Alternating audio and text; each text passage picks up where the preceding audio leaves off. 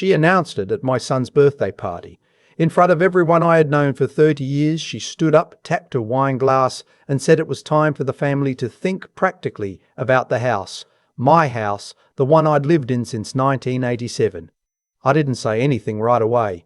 I just sat there at the head of the table I had owned longer than she had been alive, watching the faces of my neighbours, my old friends from the plant, my son's college buddies, all of them going very quiet and very still. The way people do when they've just witnessed something they weren't supposed to see. My son Owen looked at his plate. That told me everything I needed to know. Let me back up. I'm 64 years old. I worked 31 years at a manufacturing company outside Columbus before I took my pension and called it done. My wife, God rest her, passed from ovarian cancer in 2019. She was the one who picked out the wallpaper in the hallway, the one who planted the rose bushes along the back fence that still bloom every June, like she's reminding me she's still here. After she passed, I raffled around in this house alone for about a year before Owen started calling more regularly, coming by on weekends, bringing food I didn't ask for and didn't need. I appreciated it. I did. It felt like he was trying. Then he brought Renee home. It was a Sunday afternoon in late October. One of those bright, cold days where the leaves are all down and the sky is the colour of old pewter. I had a pot of chili on the stove. Owen came through the back door the way he always did, and she was right behind him, and the first thing she did was look around the kitchen the way a person looks at a property they're considering purchasing. Not rude, exactly. You couldn't have called it rude, but there was an inventory happening behind her eyes. Owen introduced her. She smiled, shook my hand, said she'd heard so much about me.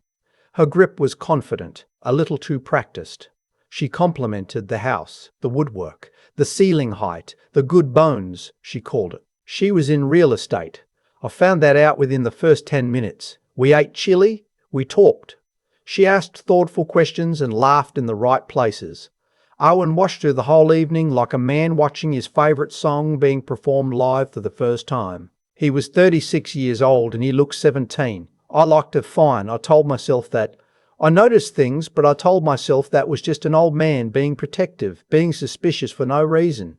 When she asked, almost as an aside, whether I'd updated my homeowner's insurance recently, when she mentioned, conversationally, that the neighbourhood had really come up in value over the last few years, when she asked Owen in the kitchen, while I was setting the table, something I only half caught, something about whether I had a will. But Owen was happy, genuinely, visibly happy in a way I hadn't seen since before his mother got sick. So I set the other things aside. They dated for 4 months, then they were engaged. Then she moved into his apartment across town. And then this happened gradually, the way things do when you don't notice the individual steps. They started spending more and more time at my house on weekends because, as Renee put it, it was more comfortable, more space, better for hosting. She started keeping things in my refrigerator. She rearranged the cabinet under the kitchen sink because she said it was more efficient. I found a throw pillow on my couch that I had never seen before. Small things. I kept telling myself, small things. The wedding was planned for the following April. A nice venue outside the city, about 120 guests. I liked the venue and Owen showed me photos. I sent them a check for $8,000 to help cover costs, because that's what you do, because they're your family. 3 weeks before the wedding, I sat Owen down. I want to say first that I know I probably should have done this sooner. Looking back, I can see the exact moments where I should have said something and didn't, because I was afraid of sounding like a bitter old man who couldn't let his son go. That fear cost both of us something. I own that, but I sat him down and I told him what I'd been noticing.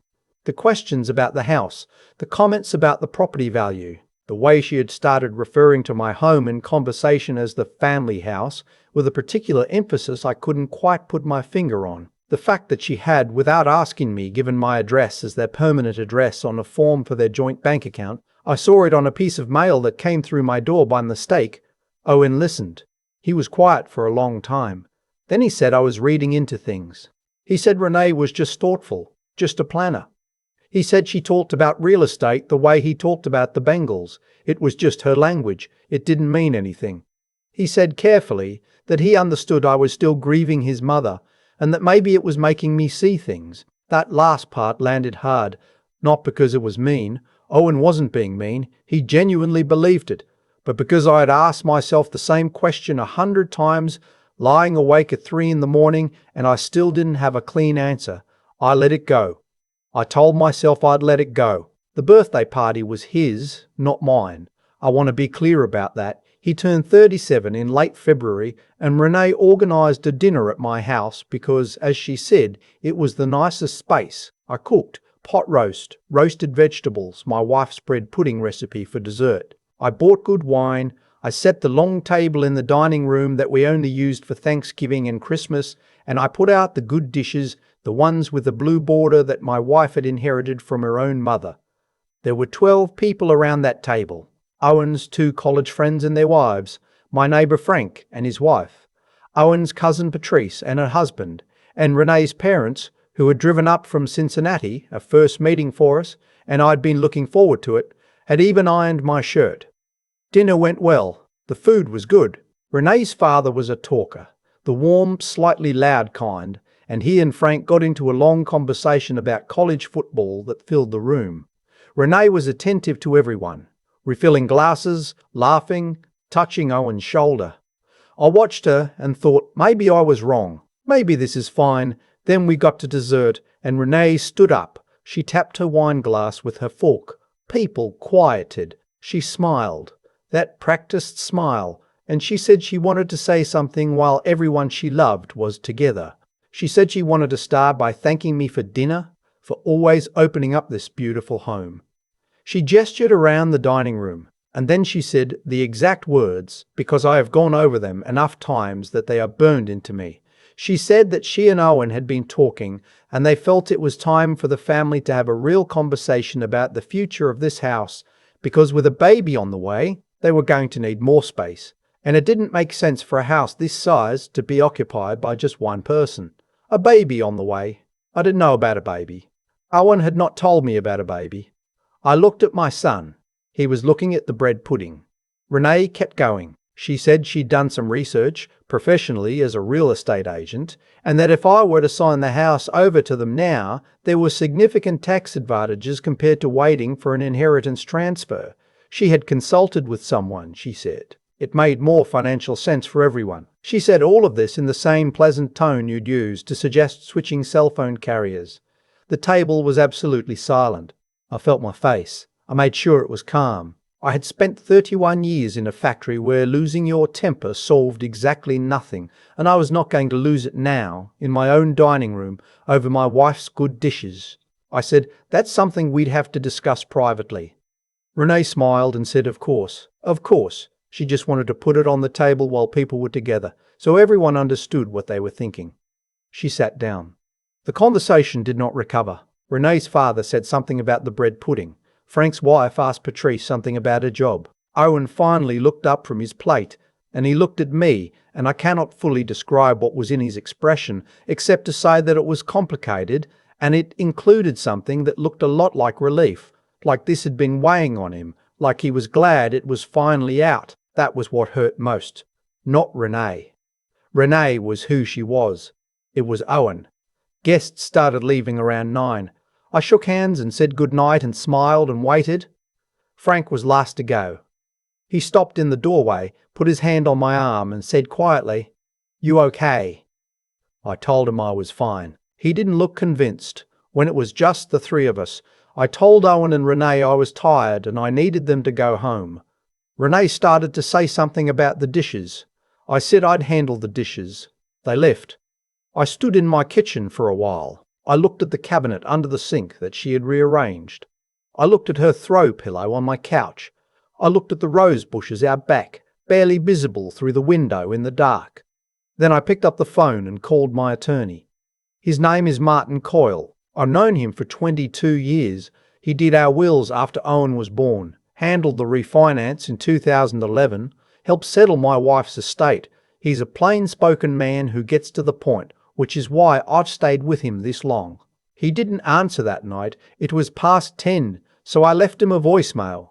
I said I needed to talk about the house, about trusts, about what protections I had in place. I said it was not an emergency, but it was not nothing. I asked him to call me in the morning. He called at 8:15. I explained everything. He listened without interrupting. When I finished, he was quiet for a moment, and then he said, "You're not overreacting." Those 4 words. He told me that what Renee had described, signing the house over now for tax advantages, was not standard estate planning. It was a transfer of ownership. Once done, it was done. He said the tax argument she'd made had some surface logic, but that the actual picture was considerably more complicated, and that a competent estate attorney, as opposed to a real estate agent, would have presented the full picture, not just the part that benefited one party. He asked me if I'd ever set up the living trust we'd discussed after my wife died. I hadn't. We talked about it, but I'd been in a fog in those years, and I'd put it off. He told me to come in. I went in on a Thursday morning. I brought every document I had, the deed, my will, the refinance papers, the beneficiary designations. We sat in his office for 2.5 hours. By the time I left, I had signed the paperwork to move the house into a revocable living trust with specific terms. The house would remain mine for my lifetime. Owen was named as beneficiary, but the transfer would occur only upon my death through probate avoidance and with conditions that protected the asset from being claimed as marital property in any divorce proceeding. Because Ohio law, Martin explained, had specific provisions, and a good attorney structured things accordingly. There was nothing for Renee to claim, there was nothing to sign over. The conversation she had tried to have in front of 12 people at my dining room table over my wife's good dishes was over before it started. I didn't tell Owen right away. I spent some time thinking about how to do it. I thought about what I'd said to him 3 weeks before the wedding and how he'd told me I was grieving and reading into things. I thought about how he'd looked at his plate during Renee's announcement and then looked up at me with that expression that included relief. I thought about whether Owen knew, how much he knew. Whether he was a man who had been convinced of something by a woman he loved, or whether he was something else. I decided to assume the former. I chose to do that. I'm not certain I was right, but it was the choice that let me stay his father. I called him 2 days after the birthday party and asked him to come by. Just him. He came on a Saturday afternoon and we sat at the kitchen table, and I told him what I had done. I told him about the trust. I explained what it meant in plain terms. I told him the house was protected, that no transfer was going to happen, that Martin had reviewed everything and it was all properly structured. Owen was quiet for a long time. He said, "She's going to be upset." I said, "That's not really my concern." He looked up. I said, "I love you. I have loved you every day of your life, and I will love you until I'm in the ground next to your mother. But I am 64 years old and this is the house I raised you in and I'm not signing it over to anyone." That's not grief talking. That's just the truth. Owen put his face in his hands. Not crying exactly, just hiding. The way he used to do when he was small and he'd done something wrong and didn't know how to face it. After a while he said, "I didn't know she was going to say all that at the party. I knew she was going to bring it up eventually, but I didn't know she was going to do it like that." I said, "Okay," he said. "I'm sorry, Dad." I said I knew he was. We didn't talk about Renee much after that. There wasn't a lot left to say, not that day. He left around 4, and I started a pot of coffee, and I stood at the kitchen window and looked at the rose bushes for a long time. The wedding was April 14th. I was there. I stood up when the pastor asked, "Who gives this man?" and I said I do, and I meant it, and I smiled at my son. Renee looked at me across the aisle and I looked back at her, and neither of us smiled. I danced with my son after dinner. Just one dance, a slow one they played near the end of the night. He held on a little longer than necessary at the end, and I let him. When I got home, I turned on the porch light and unlocked the front door of my house and went inside.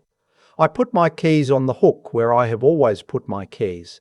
I walked through the hallway with the wallpaper my wife picked out. I looked at the ceiling heights, the woodwork, the good bones. Then I went to the kitchen and made myself a cup of tea and I sat down and I was home. Think about Renee standing up at that table sometimes. The way she tapped the wine glass. The way she smiled while she said it. She'd done the math. An older man living alone, still soft with grief. A son who loved her more than he questioned her. On paper, it probably looked easy. What she didn't account for was 31 years of showing up on the floor of a factory when I didn't feel like it. 31 years of solving problems quietly, without theatrics. Because theatrics don't move product, and they don't fix machines, and they don't earn the respect of the men working next to you. She saw an old widower rattling around in a big house. She didn't see who I actually was. That's the thing about people who try to take what isn't theirs. They tend to do a very shallow accounting of the person they're taking from. They see the surface. The grey hair, the empty chair at the dinner table, the rose bushes nobody planted recently. They don't see the part of a person that was built through decades of doing hard things without complaint. That part doesn't show on the outside. I'm not angry at Renee. I was, for a while. But what I've come to understand is that she acted exactly according to her own logic, and her logic was simply wrong. She thought the smart move was to outmaneuver an old man before he knew what was happening, and she almost did. If I had waited another 6 months, if I had kept telling myself I was just being paranoid, the conversation with Martin might have come too late or not at all. The difference between being protected and not protected came down to whether I trusted what I was seeing. That's something I want to hold on to, not the victory of it. I don't feel victorious. I feel tired and a little sad. The way you feel after something you hoped wouldn't happen anyway happened. But I want to hold on to the part where I chose to trust my own judgment. I had spent months second-guessing myself, letting Owen's words, "You're still grieving, Dad," override what I was observing with my own eyes. That is a specific kind of pressure that gets applied to older people, and it works because we apply it to older first. We wonder if we're becoming difficult, if we're seeing things, if our time has passed. That self-doubt is the real vulnerability. Not the house, not the age. The willingness to talk yourself out of your own perception. What I know now is that the right thing and the clear-eyed thing are usually the same thing. Doing right by Owen meant not pretending everything was fine when it wasn't. Protecting him, even from something he didn't want protecting from, required me to stay steady when he pushed back. That steadiness, the ability to hold a position under pressure, without cruelty and without collapse. That's what I had to find again after his mother died. I had gone soft in the grief, quietly, without noticing. Getting up on a Thursday morning, driving to Martin's office, and signing those papers was how I found my footing again. Owen called me last week, just to talk. He asked how the rose bushes were coming in. I told him they were starting to bud. He said he'd try to come by in June when they were in full bloom. I said I'd have the coffee on. Some things take time, that's all right. Time is the one thing I know how to work with.